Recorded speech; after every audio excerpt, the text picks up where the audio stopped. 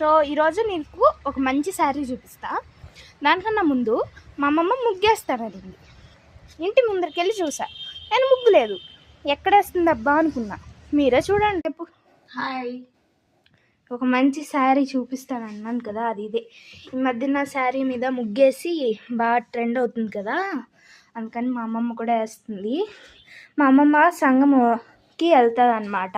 ఆ సంఘంలో మాట ఇచ్చిందంట, ఒక్కొక్క సంఘాన్ని ఒక్కొక్క శారీ అలాగ మార్చి కట్టుకుని వస్తాను, ఒకే శారీ కట్టుకోను అనేది మాట ఇచ్చిందంట.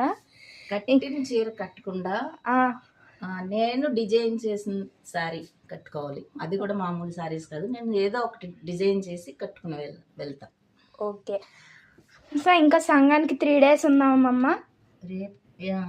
3 days అలా ఉంది. ఇంకా గుర్తొచ్చి ఇప్పుడు వేసుకుంటుంది అన్నమాట.